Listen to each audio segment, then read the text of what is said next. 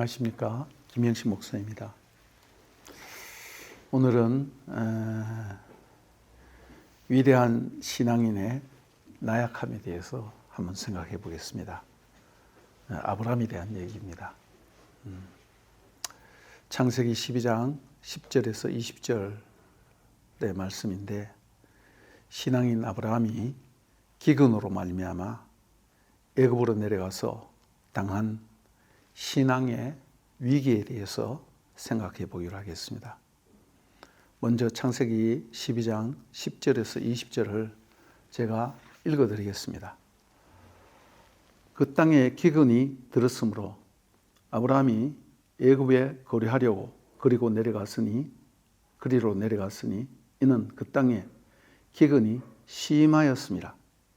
그가 애굽에 가까이 이르렀을 때에 그의 아내 사레에게 말하되, 내가 알기에 그대는 아름다운 여인이라. 애굽 사람이 그대를 볼 때에 이르기를, 이는 그의 아내라 하여 나는 죽이고 그대는 살리니, 원하건대 그대는 나의 누이라 하라. 그러면 내가 그대로 말미암아 안전하고 내 목숨이 그대로 말미암아 보존되리라 하니라. 아브라함이 애굽에 이르렀을 때에 애굽 사람들이 그 여인이 심히 아리따움을 보았고, 바로의 고관들도 그를 보고 바로 앞에서 칭찬하므로 그 여인을 바로의 궁으로 이끌어 들인지라. 이에 바로가 그로 말미암아 아브라함을 후대함으로 아브라함이 양과 소와 노비와 암수 나귀와 낙타를 얻었더라. 여호와께서 아브라함의 아내 사레의 일로 바로와 그 집에 큰 재앙을 내리신지라. 바로가 아브라함을 불러서 이르되, 내가 어찌하여 나에게 이렇게 행하였느냐? 내가 어찌하여 그를 내 아내라고 내게 말하지 아니하였느냐? 내가 어찌 그를 누이라 하여 내가 그를 데려다가 아내를 삼게 하였느냐?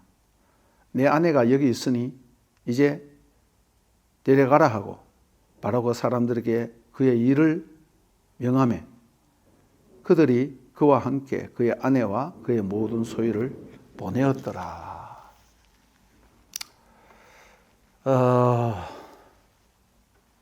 12장 10절에 아브라함이 애굽에 거류하려고, 라굴이란 말인데, 굴이란 말은 임시로 거류하는, 성경에 옛날 말에 그 우거하려고, 우거하는 이런 말이 있습니다.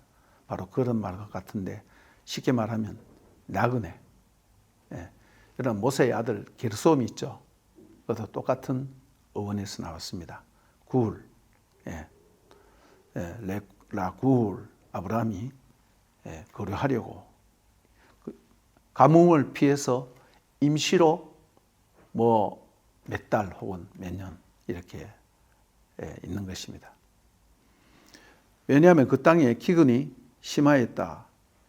키 카베드 하라압 바아레츠.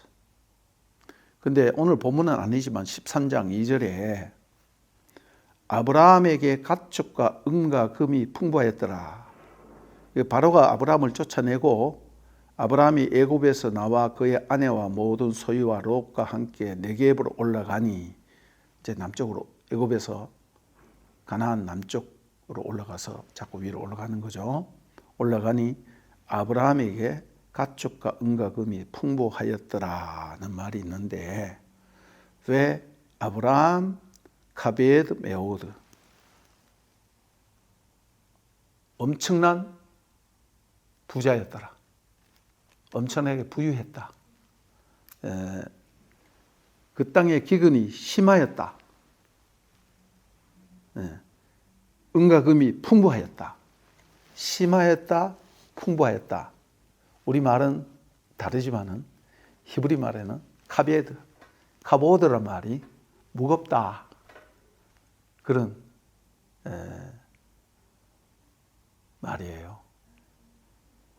그래서 영광이란 뜻도 있고 부자란 뜻도 있고 뭐 심하다는 그런 뜻도 있고 동사로 카바드 또 카보드 그러면 명사 혹은 형용사로 이렇게 쓰입니다.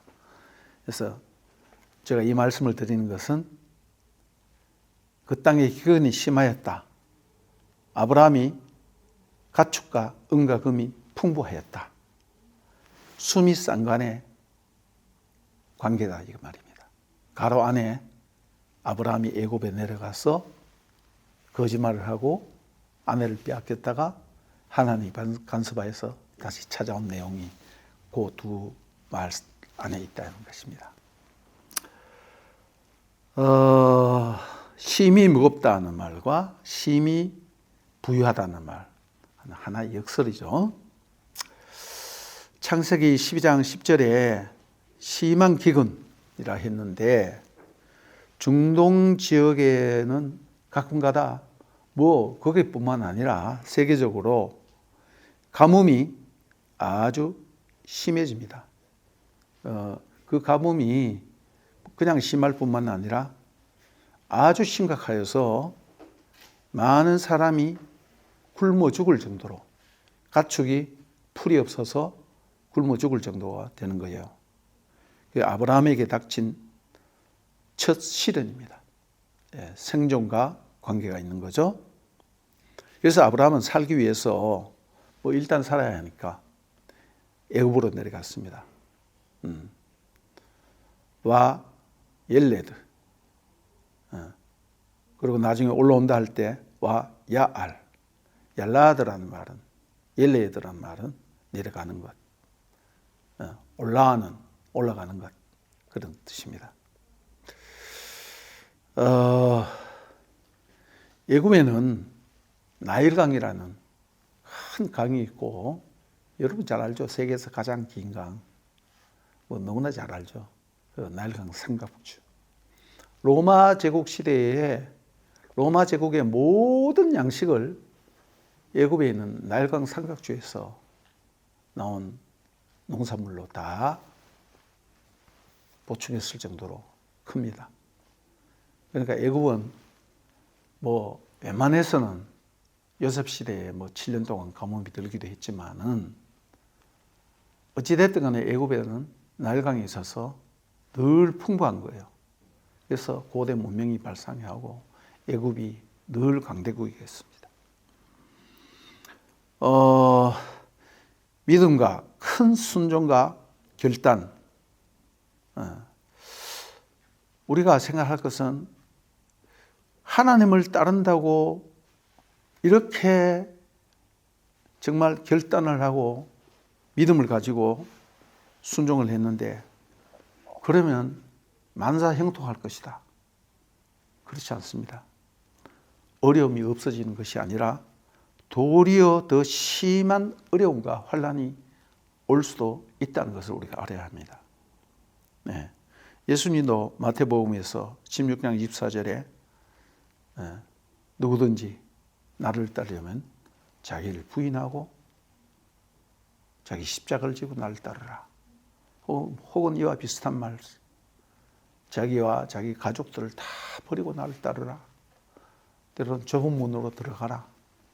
이런 말씀을 하셨습니다. 이것이 제자도입니다. 저도 개인적으로 간 적이 많습니다. 대학교 1학년 때 정말 갑자기예요. 갑자기. 어느 날 갑자기 성경을 보다가 하나님을 만나고 깨져서 예수를 믿게 되고 하나님이 저를 부르시는 것을 알고 순종을 하고 하나님을 따르기로 했는데 그때부터 오늘날까지 그거 뭡니까? 20살 때부터 평생 동안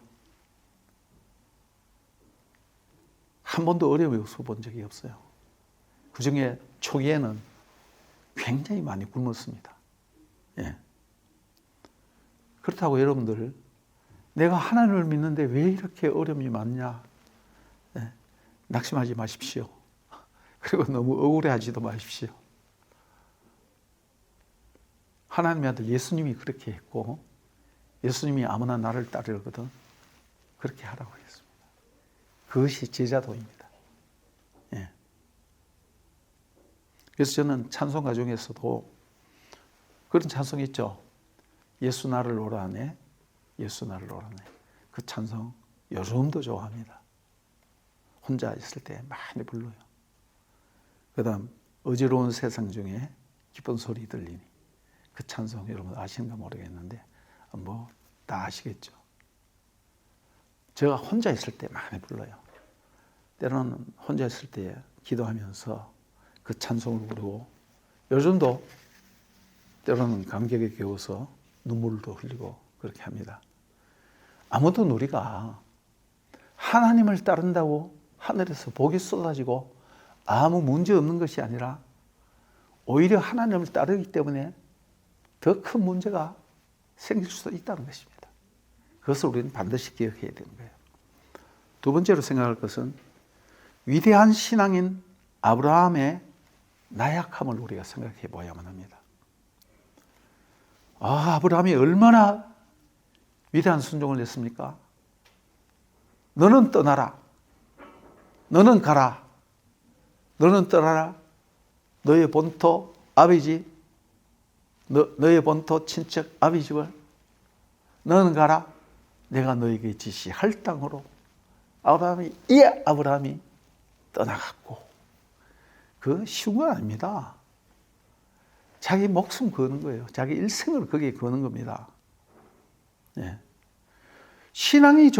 그렇게 신앙이 좋은 아브라함이 오늘 본문에서는 거짓말하고 무너지는 장면이 나오죠. 예. 아무리 신앙이 좋은 사람도 인간이기 때문에 모든 인간은 다 죄인이고 나약한 존재입니다. 예.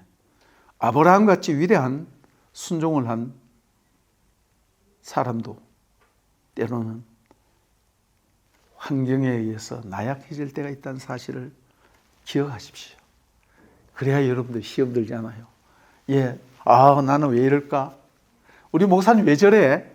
이렇게 생각할 수도 있습니다. 생각이 들죠? 여러분 자신도 생각해 보면 그렇지 않습니까? 은혜 받을 때는 뭐 세상 모든 것 전부 다 내 것 같지만은 하나님의 은혜가 떨어지면 우리는 헤맬 수밖에 없는 그런 약한 존재입니다. 자기 앞에 닥친 위기 앞에 인간적인 나약함이 드러나는 순간입니다. 그 당시의 세상은 말이죠. 오늘날 같이 뭐 이렇게 뭐 경찰이 있다든가 법치주의가 있고 뭐 질서가 있고 그런 세상이 아니에요. 약육강식의 세상, 무법천지, 오직 힘이 신이에요. 뭐 무슨 일이 일어날지 모르는 거야. 특별히 아브라함 같이 자기 본토 친척 아비 집을 떠난 사람들, 나그네들에게는 무슨 일이 일어날지 모르는 거예요. 쉽게 말하면 갑과 을의 관계입니다. 아브라함이 애굽에 들어갔다는 것은 이제 을이 되는 거예요. 을이 되는 거예요. 고향을 떠난 그 순간부터 을이 되는 거예요. 뭐 갑과 을이라고 하면 우리 가장 마음에 요새 말로는 가장 마음에 확 와닿겠죠. 예. 당시에 사람들은 성을 쌓고 시민들은 성 안에 살았어요. 그러나 이방인들이나 객이나 고아들은, 나그네들은 성 안에 못 들어옵니다. 성 밖에 살면서 성 밖에 거류하다가 뭐 어떤 도둑놈이 와서 자기 목숨을 채갈지 알 수 없는 것이에요. 그런 세상에서 살았습니다. 이때 아브라함은 그 상황을 타개하기 위해서 거짓말을 하는 거죠. 임시로 상황을 모면하기 위해서. 그리고 그것이 더 크고 복잡하게 그냥 되어버렸는 거야. 바로의 신하들이 사라가 65살입니까? 만약에 1년 안에 아브라함이 떠나고 1년 안에 일이 일어났다면 그때 오래 살았기 때문에 요즘도 부인들 65살이면 젊다 그러잖아요. 근데 굉장히 아름다운 것 같아요. 그래서 신하들이 그렇고 하니까 바로가 보고 사라가 아름다우니까 자기의 뭐 많은 후궁이 있죠. 취했어요. 여기 보면 와 툭하 취해졌다. 수동령이에요. 수동령. 그러니까 사라는 원치 않아도 바로가 취해가는 거예요. 그러면서 이제 정략 결혼하는 거죠. 아브라함에게 많은 후한 상을 내렸다 그랬습니까? 이에 바로가 그로 말미암아 아브라함을 후대하였으므로 아브라함이 양과 소와 노비와 안수 나귀와 낙타를 얻었더라. 15절 바로의 고관들도 그를 보고 바로 앞에 칭찬함으로 그 여인을 바로의 궁으로 이끌어들인지라 락하 취했단 말입니다. 물론 뭐 취해서 뭐 그날 밤에 뭐 동침을 했는지 안 했는지 그런 건 성경에 나와 있지 않아요. 이제 왕의 후궁이 되면 뭐 많은 절차가 있겠죠. 어찌됐든 간에 이렇게 일이 꼬이게 되었습니다. 말하자면 정략 결혼이죠. 내가 너에게 안전 보장을 해줄 테니까 그리고 많은 선물 줄 테니까 너의 누이라 그랬으니까 누이는 내 부인 삼자. 아브라함이 이제는 뭐 꼼짝 못하는 거야. 거짓말 했다가 이제 자기의 말에 자기가 딱 걸리는 거야. 이때 아브라함의 마음과 사라의 마음이 어땠을까요? 아브라함이 이 말을 할 때 사라가 어떤 반응을 보였을까요? 요즘 같으면 영감이죠. 요즘 이런 여자도 어디 있습니까? 그러나 그 시대에 여권이라는 건 없었습니다. 부인도 말이죠. 이혼증서 하나 써주면 그만이에요. 종이 쪼가리 하나 써주면 그만이에요. 그런 시대라 이 말입니다. 사라가 얼마나 배신감을 느낄 수 있었겠는가. 아니면 그 시대에 모든 풍속이 그렇기 때문에 혼인도 약탈혼이 많거든요. 사라가 그것을 그대로 수용했을 수도 있어요. 그렇지만은 시대 상황이 그런 것과 둘 부부가 실제적으로 그런 일을 당하는 건 다르잖아요. 힌트가 있습니다. 베드로전서 3장 1절에서 6절을 보면 이런 말씀이 있습니다. 제가 한번 읽어드리겠습니다. 참 제가 이 말씀을 굉장히 좋아하는데 한 번만 보고 난 뒤에 항상 이 말씀을 기억해요. 아내들아 이와 같이 자기 남편에게 순종하라. 이는 혹 말씀을 순종하지 않는 자라도 말로 말미암지 않고 아내의 행실로 말미암아 구원을 받게 하려 함이니 너희의 두려워하며 정결한 행실을 봄이라. 너희 단장은 머리를 꾸미고 금을 차고 아름다운 옷을 입는 외모로 하지 말고 오직 마음에 숨은 사람, 속사람. 사도 바울은 로마서나 이런 데서 속사람이라고 했어요. 그런데 베드로는 마음에 숨은 사람이라고 했어요. 마음에 숨은 사람을 온유하고 안정하게, 그 상황에서 온유하고 안정 가능합니까? 심령에 썩지 않을 것으로 하라. 이는 하나님 앞에 값진 것이라. 그러면서 예를 듭니다. 전에 하나님께 소망을 두었던 거룩한 부녀들도 이와 같이 자기 남편에게 순종함으로 자기를 단장했다. 그러면서 예를 드는데 사라가 아브라함을 주라 칭하고 순종한 것 같이 너희는 선을 행하고 아무 두려운 일에도 놀라지 아니하면 그의 딸이 될 것이니라. 이야, 이 내용을 알고 배경을 알면 베드로가 이 말을 했는 것이 어떤 의미가 있다는 걸 여러분도 아시겠죠?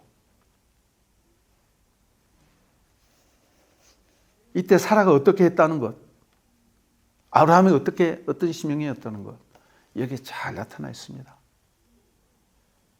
하나님을 두려워하며 순종하며, 이 말은 다른 말로 바꾸면 기도했다는 뜻이에요. 절벽 끝에서, 절벽 끝에서 기도하는 거예요. 이때 하나님의 간섭이, 하나님의 도우심이 나옵니다. 12장 17절을 보면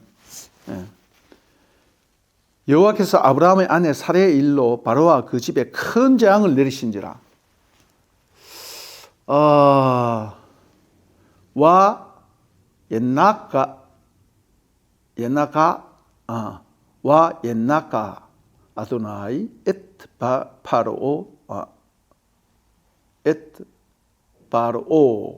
파르오 게 가임 게돌림. 요 나가라는 말은 말이죠, 질병으로 치다 혹은 치다, 때리다, 벌주다, 뭐 얕은 그런 의미가 있는데 특별히 큰 질병으로. 그런데 파로와 그의 집, 그의 가문 전체를, 그러니까 여기서 굉장히 강조되는 거예요. 옛낙가라는 말도 강조예요. 강조하는 동사입니다. 근데 니까임 게돌림, 이 게돌림 크다는 뜻이거든요. 큰 침으로 쳤다, 그런 뜻이에요. 여호와께서 큰 침, 아마 질병 같은데 바로를 치시니 병들게 했단 말이야. 그리고 지방까지도 쳐버렸다 이 말이야. 최강의 강조입니다. 그러니까 하나님이 직접 개입하셔서 그것을 다 해결하시는 거예요. 이때 바로는 아마 혼비백산했을 거예요. 예. 자기가 왕인데 말이야. 왕이 어디 있습니까? 목 조르고 죽이는데. 그 질병이 어떤 질병이었는지는 알 수 없죠. 바로는 곧바로 아브라함을 불러서 책망을 합니다. 12장 18절과 19절을 보면 바로가 아브라함을 불러서 이르되 내가 어찌하여 나에게 이렇게 행하느냐, 내가 어찌하여 그를 내 아내라고 말하지 아니하느냐, 내가 어찌하여 그를 누이라 하여 내가 그를 데려다가 아내를 삼게 했느냐, 내 아내가 여기 있으니 이제 데려가라 하고, 바로가 혼났는 거죠. 어찌하여라는 말이 3번 나옵니다. 마조트 라마 어찌하여. 그리고 추방합니다. 그냥 내보냈다가 이렇게 했는데 여기서는 이제 데려가라 하고 20절에 그의 모든 소유를, 그의 아내와 그의 모든 소유를 내보냈더라. 쫓는 거 빼앗지도 못하는 거예요. 자기가 많은 것을 줬는데. 와 예샬레후, 아주 강세형입니다. 말하자면 추방이에요. 추방. 여기서 볼 수 있는 것은 신앙인이 실수를 하고 죄를 범했을 때 이방인에게 꾸중을 듣는다는 것입니다. 수치당한다는 거예요. 바로가 아브라함을 꾸중하잖아요. 아브라함이 바로를 꾸중해야죠. 선지자니까. 하나님이 대표이니까. 아브라함이 바로를 꾸짖고 정치 그렇게 하면 안 됩니다, 이렇게 딱 나올 수 있어야 되는데, 하나님의 사람이 바로 서지 못하면 이방인이 신자들을 꾸짖게 되겠어요. 개독교라고 그러잖아요. 개독교. 근데 우리나라 국회에요, 국회의원들이 얼마나 많은지 아십니까? 참, 그 기독교인들이 얼마나 많은지 아십니까? 절반이 넘어요.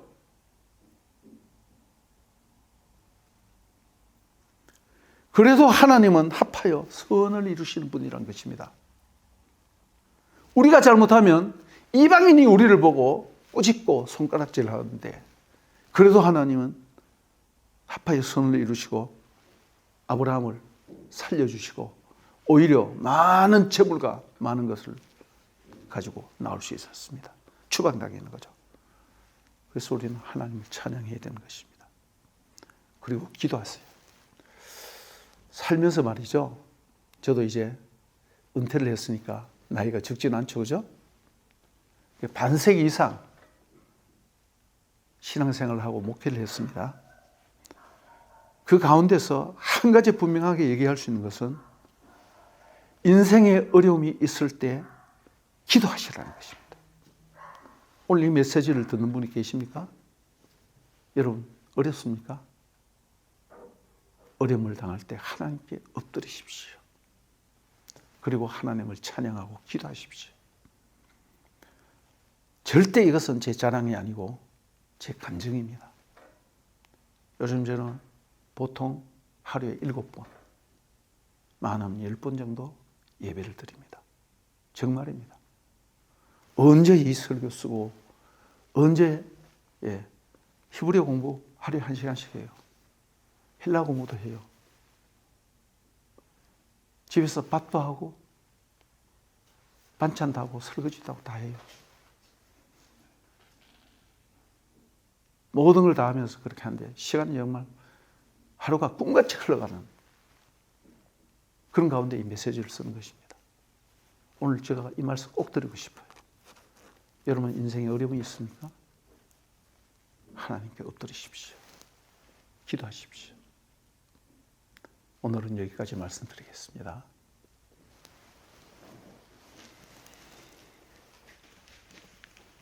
이제 우리 김영신 목사님이 여러 가지 어려운 여건 속에서 또 선교도 하고 가정도 돌보고 또 이렇게 시간을 내서 우리 교회와 복음TV에서 창세기 강의를 잘 해주셔서 너무 감사합니다.